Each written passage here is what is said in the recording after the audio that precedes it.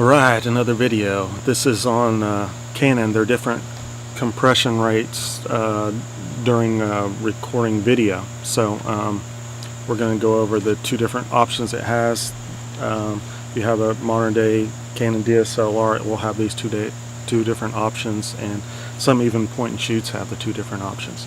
So the two different options are an All-I frame recording mode or an IPB, which is their standard recording mode. The IPB is more highly compressed, and just to go over compression, you can probably Google it and get a larger in-depth definition of it and all that stuff, but I'll just go over it real quick if you don't know the difference between the two. Say if you're shooting in 30 frames per second, you hit the record button. That first frame of video is going to be an I frame, a master frame, a keyframe. So it's your master frame. So if you're shooting in IPB mode, it looks at that I frame and then goes to the next frame and says, oh, this is very similar, I'm going to use this in the next frame, and then it will do a predicted frame after that. So it keeps on kind of compressing it down, so it's using information from the previous frame, kind of like that. So like say this one, I'm just a talking head.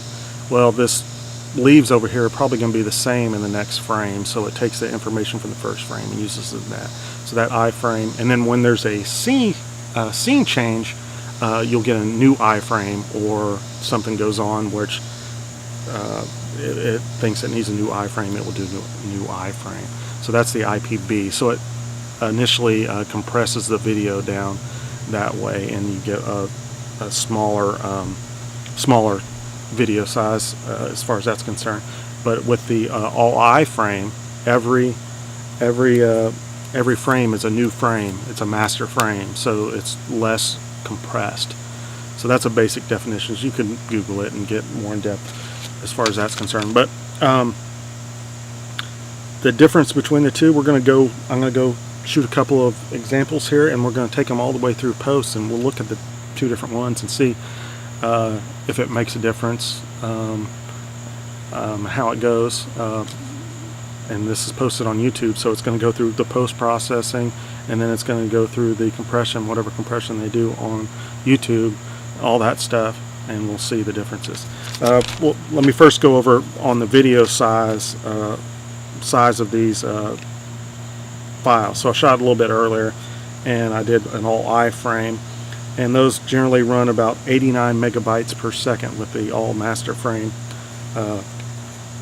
And then the IPB, where it's doing those predicted frames and such, it's at 32 megabytes per second, 32 megabytes per second. So that's, I mean, that's you know, the All-I frames is almost three times the size of the more compressed video.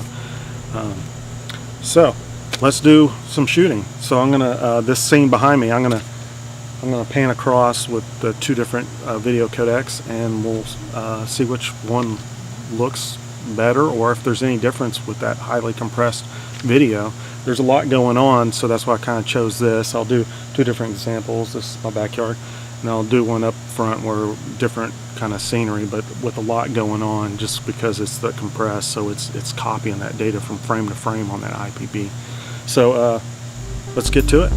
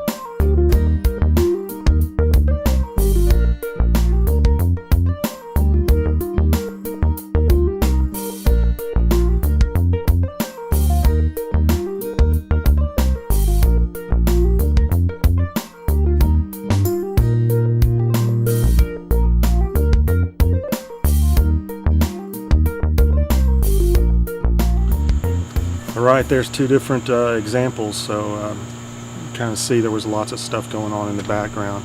As far as my post-processing, what I'm going to do is take the videos and I'll run them through Sony Vegas, just the consumer, not the pro version, and I'll output them to what I usually do is 15 megabytes per second.